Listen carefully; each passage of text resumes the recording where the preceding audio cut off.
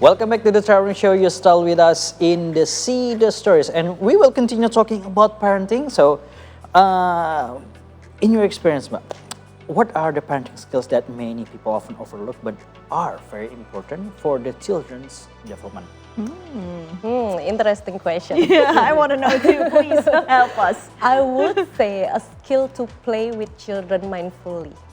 Mindfully. Okay, How do you describe. play mindfully? I mean, you forget about anything else and just focus on on your child and give a serve and return interaction. I mean, when your child giving you some object, you said, thank you for this. This is a Okay. ball. Do you want to play a ball with me? Something like that. Because a lot of adults think that playing is a waste of time. Yeah. But actually, there are some research that say that when you play with children and you do that serve and return interaction, it's actually helping them to helping their brain to do some architecture to developing their brain. Okay. Well, maybe nowadays parents are more guilty, or because sometimes when they think of playing, it's like the kid would play, but we're just there, not to interact with them, right? Sometimes we're like that, and sometimes we have our phones with us. Yeah. It's a big obstacles. Yeah, This yeah. Yes. little thing always. Yeah, that would be my problem. What about you? It also for me. The fun fact is that actually 15 minutes of playing with our children is actually enough. That's all. That's Yes, all we. It's enough every day. How about the For toys? minimum 15 minutes every day. We play mindfully with our child. We call it a special time. Special time. Yeah, we call it Okay. special time. And Does it matter what time the special time? no. Okay. Just As long as the it's time 15 that minutes? works with you and your children. Okay. I think I'm gonna try that. And some users on Good Enough Parents are raising the alpha generation. And Yes. what are the challenges that parents must be aware for the alpha generation? Okay, alpha generation is the people of technology, right? Yeah. They were born in a world that full of technology that is so rapid. So I would say the challenge is how to make these children master the technology, not the technology master them. And I think that's really difficult. Yeah. So, and that's the first one. And the second one is how to make them human. Yeah. How to make them human. I mean, how we help them develop some human life skills, even though they live in a world that are so easy, everything on the tip of their finger. Yeah. So how can we train them to be patient, to be to have some empathy? Yeah. That's the challenge, I think. I think patience, when it comes to my daughter, at least the 7-year-old, every time she watches videos on YouTube, sometimes they have the commercial, the advertisement. She would be like, skip. Like, why can't you be patient? Just like, I don't experience that because I'm using premium. All right. Okay, before we continue with Damar, let's discuss different parenting styles. So, one such style is permissive parenting.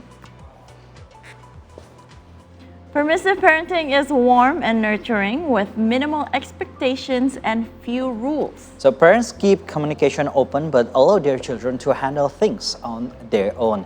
And this approach can impact a child's sense of discipline, as permissive parents often act more like friends than authority figures. Children raised with this style usually develop self-esteem and social skills, but may also exhibit impulsiveness, demanding behavior, selfishness, and poor self-regulations.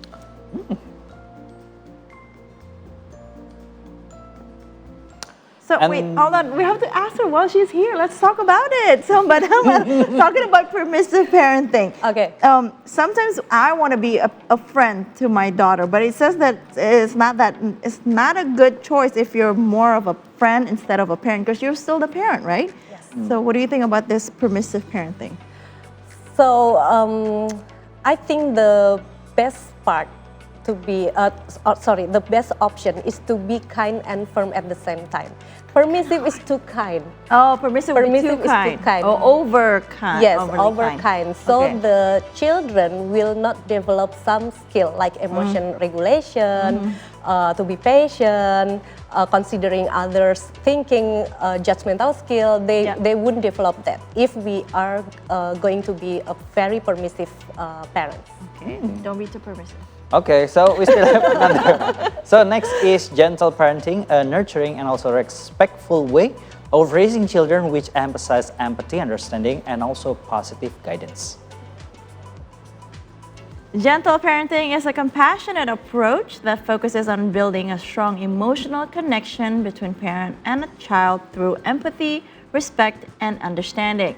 Unlike traditional authoritarian methods that emphasizes strict rules and discipline, gentle parenting encourages parents to view their children as individuals with their own thoughts, feelings, and needs. This approach involves actively listening to children, validating their emotions, and addressing the root causes of their behavior rather than simply correcting their action. By modeling kindness, patience, and respect, parents help their children develop emotional intelligence, self-awareness, and a sense of security. In gentle parenting, boundaries are set clearly and consistently, but they are communicated in a way that respects the child's autonomy. Parents explain the reason behind rules and involve their children in problem solving, which foster critical thinking and sense of responsibility. The focus is on teaching rather than punishing, with an emphasis on positive reinforcement and guiding children to make thoughtful decisions. This parenting style nurtures an environment of trust and open communication, allowing children to feel valued and understood as they grow into emotionally healthy, confident individuals. Now, so we gentle, hear gentle. this a lot, gentle parenting. How to be gentle. Yeah, because usually parents nowadays, they want to do the gentle parenting because this is totally different how we were brought up, right? Because our parents did not do gentle parenting. So that's why they want to do the opposite, just to make sure, or just so we wish that the kid would not grow up to be like us, something like that. Okay, so at first we need to understand what is gentle parenting. A lot of people think that to be a gentle parent means we have to always be gentle to our kids. We always have to say yes, or we always have to be kind to our kids. Yeah. But actually, gentle parenting is balancing between kind and firm at the same time. Okay. So, what it means to be kind and firm at the same time? First, kind means we try to understand our children's needs, our children's point of view and their feelings too. And then we validate their feelings, even though we said no or we set boundaries on it. For example, if our children has tantrum because he wants some ice cream, but maybe he's not feeling well that day, so we cannot give him ice cream. We said something like this. The kind part is, oh, I know you really want that ice cream. That ice cream really looks so good. I want it too. That's the empathing part. Okay. And then we said, I'm sorry, I cannot give you ice cream right now because you are sick. Okay. Let's wait until you get better and then we can get ice cream. That's kind and firm at the same time.